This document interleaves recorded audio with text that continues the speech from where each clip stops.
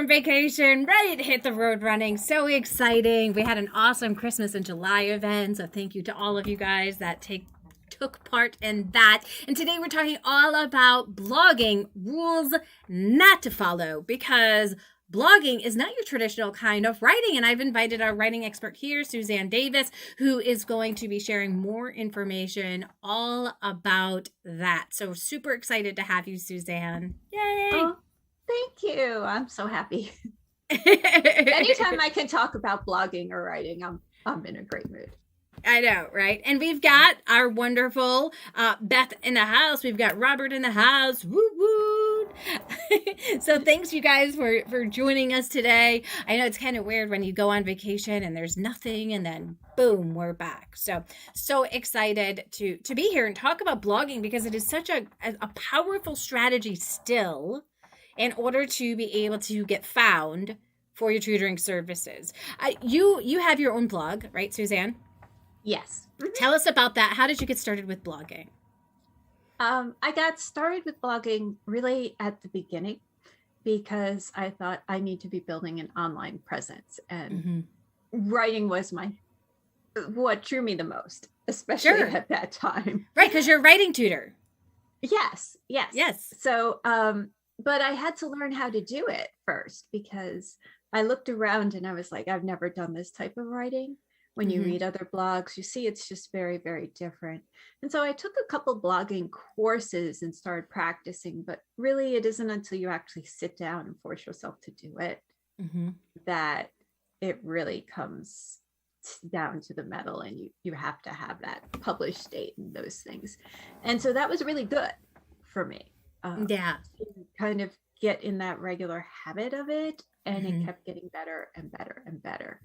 And I found doing it, I was feeling more confident in my field, because I was writing, these things that really were expertise. And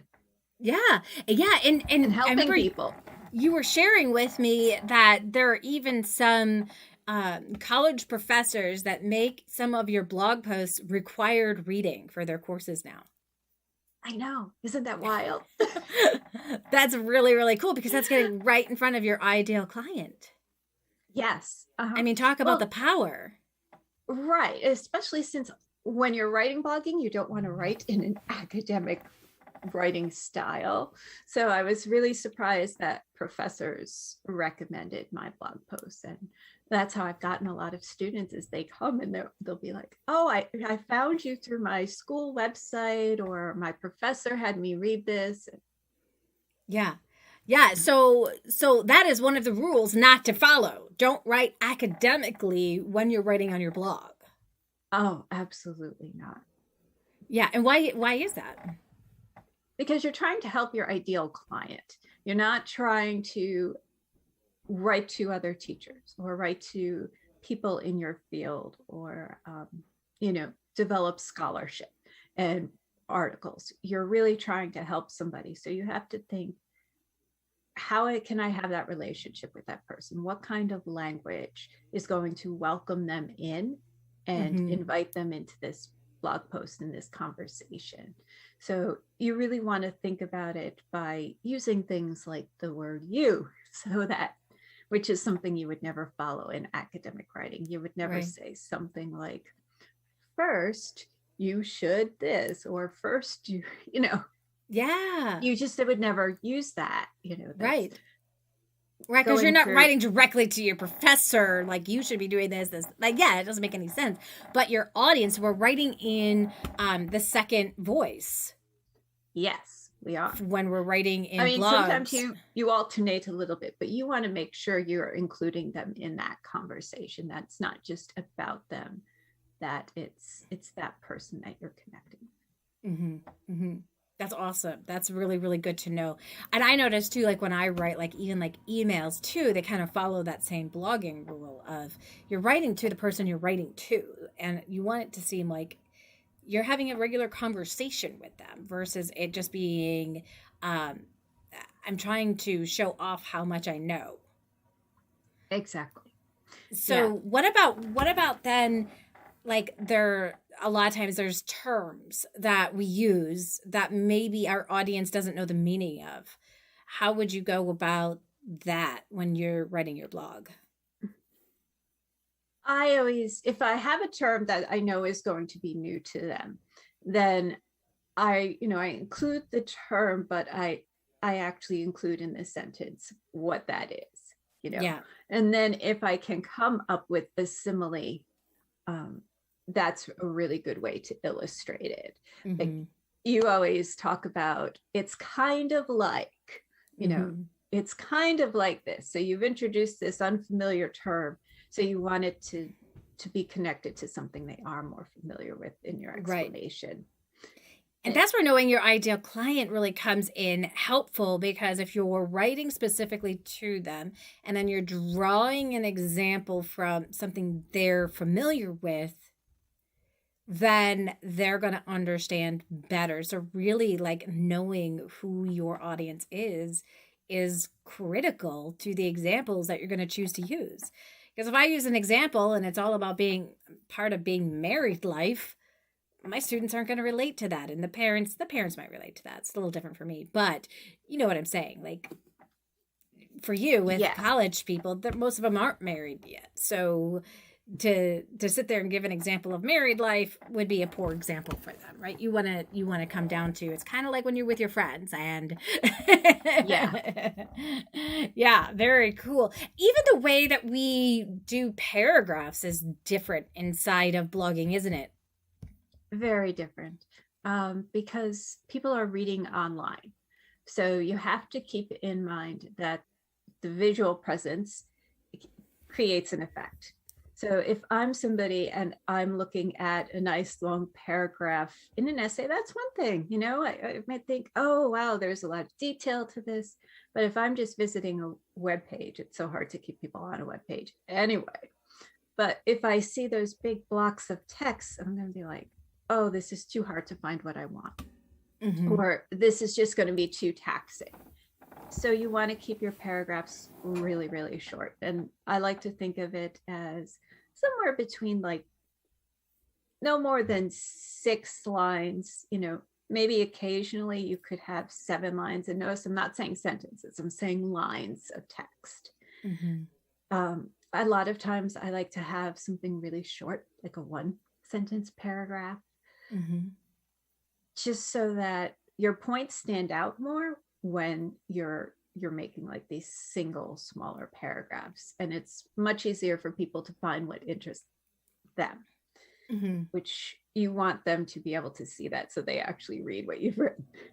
Yes, absolutely. So being able to have sections, less, I always feel like more white space the better. Because Absolutely. Your eyes are able just to kind of like glance and quickly read faster when there's more white space. When you've got those big chunks of text, it makes it extremely hard, like you said, to kind of find what it is that you're looking. Do you ever like italicize or bold inside of your sentences or text as well? Oh, I do that a lot. Yeah. Yes. I like, with formatting, I like to use bold when I can. I also like to use, to emphasize a point, usually italics that are in bold. So especially in particular in a sentence, just to kind of make those words stand out more. And you would never do that. Like, you guys, if you're in college, never do that for like an academically written paper. Right? Like, just randomly like bold a word, underline it, italicize it for no reason. You're going to totally get like knocked down on that. But you want to think about like, where do you want the reader's eyes to go? Right? And so as they're glancing, because that's what they're doing, skim and scan, right? It's this constant skim and scan battle that you have to fight so that they can hear you when it comes to the writing that you're doing. Another thing I would say that we don't do when we're writing academically is use keywords. And so this is a really new term for a lot of people, right? Like, that would sound really weird if all of a sudden you throw in a keyword just because. But how do you use keywords with your blogging? What are keywords? Let's start there. I was going to say, let's start. Okay, so keywords are usually a short phrase that describes really kind of the content a little bit in a particular blog post. So like your how-to blog posts, usually somewhere in that how-to title, there is a keyword phrase. And you'll notice as you read that blog post that you see it in different places. And so typically what most of us like to do is we have it in the title. We have it within the first 50 words or so. Then I like to always include it in one of my headings or subheadings. If you can find a couple places where it flows naturally in the text, but you don't want like it to be considered keyword stuffing, which is where you write these really awkward sentences just to make sure that you get this phrase in there. Google can pick up on that, and they do not like that. And then, right towards the end is where you want it, like in those last 50 words. You can only get found for one keyword in a blog post. Right. So you can't, lots of people, I've seen people make the mistake of, they're like, oh, these 3 keywords, they fit with this article. I'm going to put all 3 of them in there. You really have to be picky on which keyword you want to get found for. Now, you use WordPress for your blog. And there's a place for you just to tell WordPress, here is my keyword. Inside of other platforms, the way that they know what your keyword is by you using that formula that Suzanne just gave you. The title, the first 50 words, did you say? Yeah.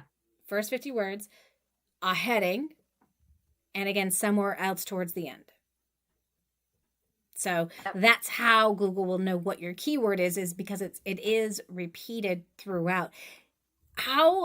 Now, we don't usually tell people, I mean, I guess in school people will say like, you got to write 3 to 5 pages, right? What would be the average blog post size that we should be writing when we're trying to get on out there? Okay. I would say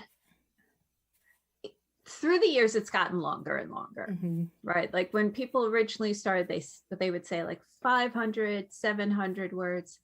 Now I would say it's at least 1,000 and going up to, however long you want. Writing a really long blog post isn't a bad thing.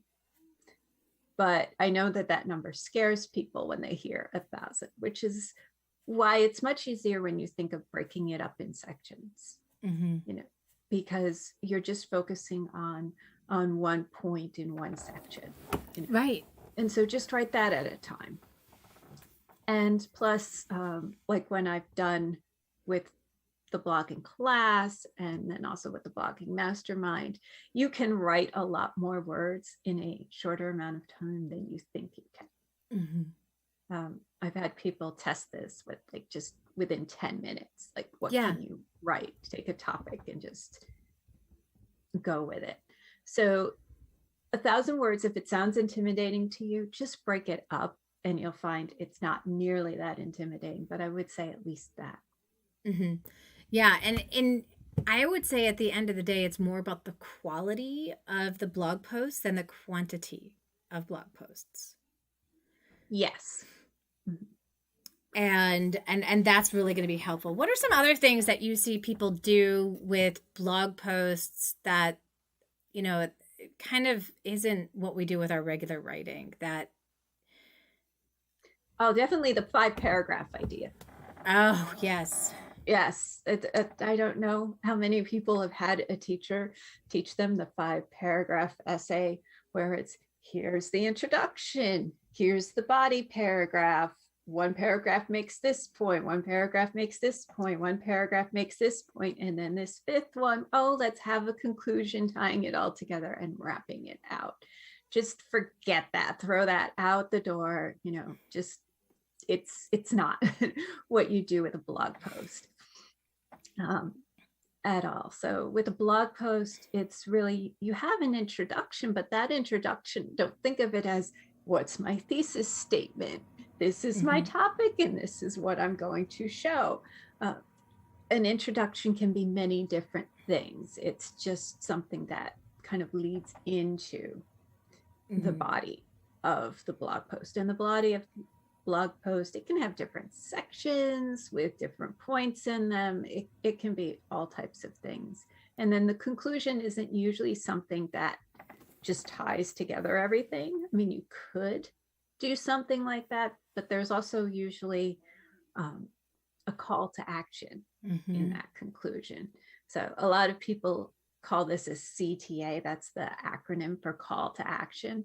But a call to action is something that you want people to do after reading it, which you would never do in a paragraph, five paragraph essay. You wouldn't say at the end, so what do you think? Please comment below. Right. Please like and share this with the other professors. If you'd like to learn more, download my freebie. Yeah. Get on my email list. Right. So call to actions are definitely those things, like what you want people to do next. So it could be as simple as liking and sharing. That's something you could ask people to do.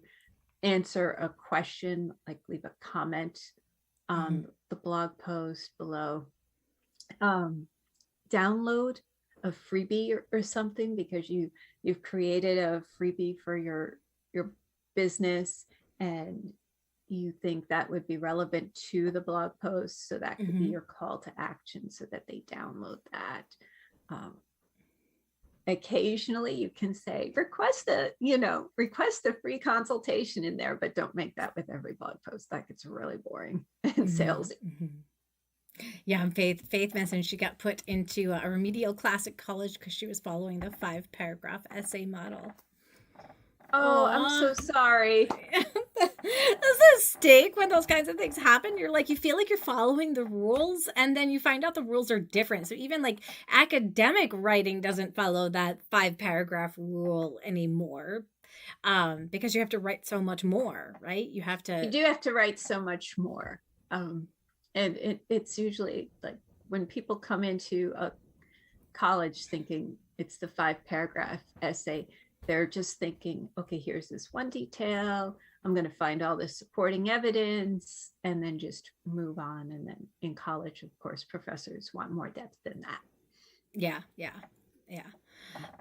That's, and I think at the end of the day, we have to think about like, who is our audience, right? So your audience is the person that you're writing to. So a lot of people will ask me like, who's your audience? Like for me, I'm not writing to my students because they can't read. They're kids that are struggling with reading. So I wouldn't be able to write a blog for them, right? I'm writing the blog for the parents.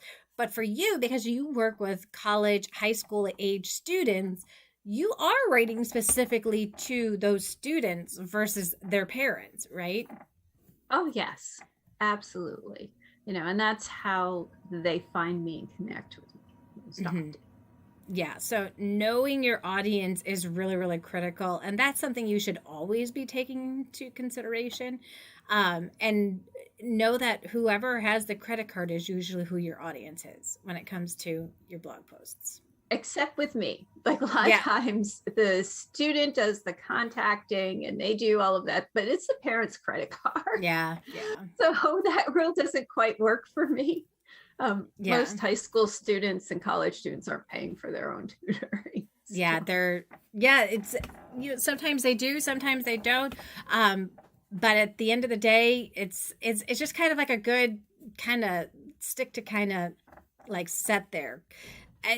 If you're working with middle school kids, if you're working with elementary kids, you definitely are writing that blog for that parent. As they get older and the responsibility is more on them for their learning, high school, college, adult, you're now writing specifically for them. Mm-hmm.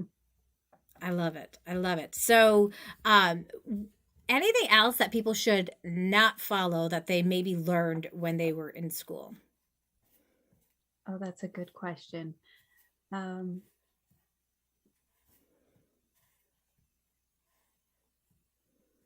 thing I was thinking of, like, about your sentences, right? So a lot of times people think like you can't have a sentence fragment or any of those things, but you can sometimes do that in a blog post. Yep. You can do different things with a sentence. If you just have a few words that you want to just make as a point, you can do that really on its own. So don't feel trapped by certain things like that. Yeah. It's more like speaking like you talk. Yeah. When you're writing. Yeah. And I also think a good comparison is thinking, how would you write an email? Right. Because in email, you do proofread, right? Mm-hmm. Hopefully you proofread your emails, but you're using that language to connect with one other person, or, you know, if it's people on a mailing list, them. So if you think of your audience like people you email, it's that type of writing. Mm-hmm. And great question from Zena. She said, where do you publish your blogs? Website, Facebook, Instagram? Okay. So my blogs are always on my website, and then I promote them in different places. So I do Facebook. I do LinkedIn. I've done Twitter. My biggest place that I do it is Pinterest.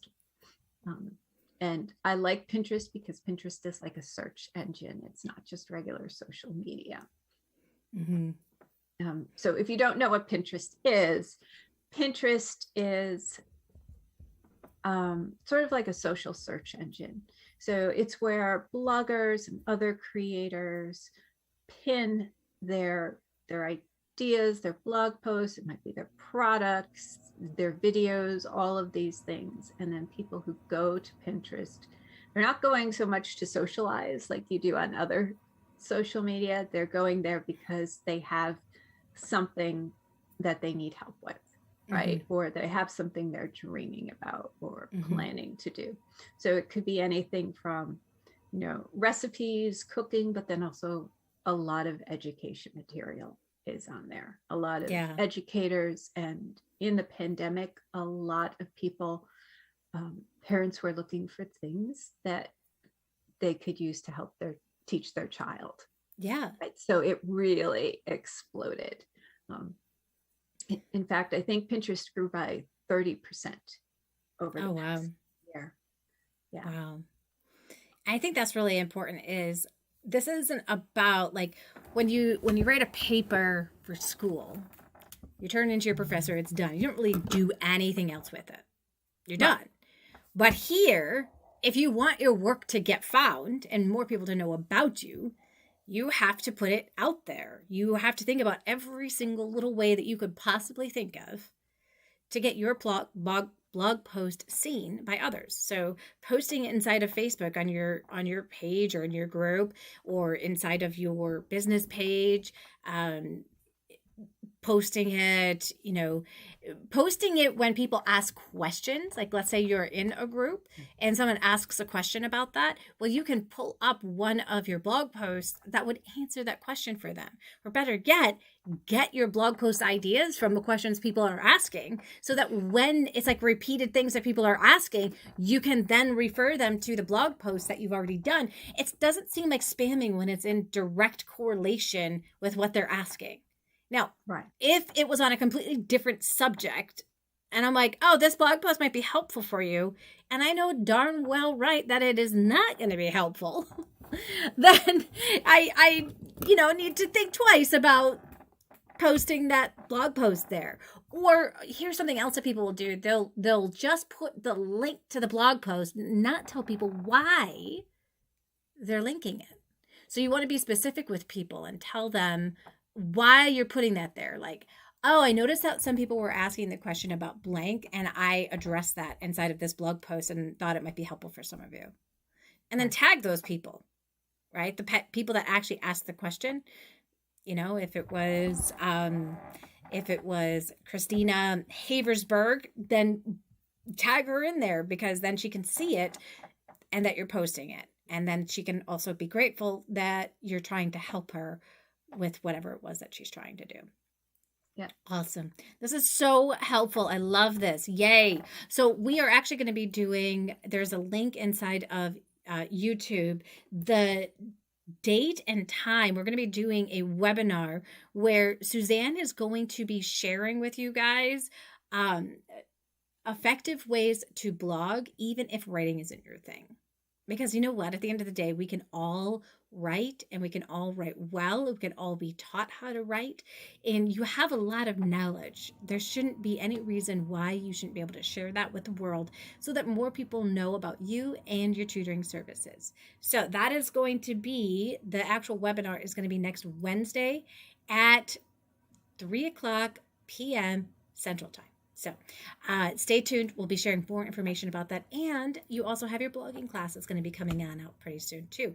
And people are going to get to take part in your 30-day challenge. Oh, yes. Your 30-day blogging challenge. So that'll be very exciting. Yep. And we always have lots of winners. So I really love doing the challenge. Awesome. I love it. Well, thank you so much for sharing your knowledge with us. I can't wait for more people to join us on the webinar, be able to learn even more, and people who really want to take their writing to the next level, be able to join your blogging class so that they are being able to get seen by more people, because that's really the thing. We got to put ourselves out there, and it's scary, I know, but you guys can do it. That's why we're here, to kind of root you on along the way. So thanks for joining us today, Suzanne. Thanks all of you guys that have joined us inside of the chat. And we'll see all of you guys soon.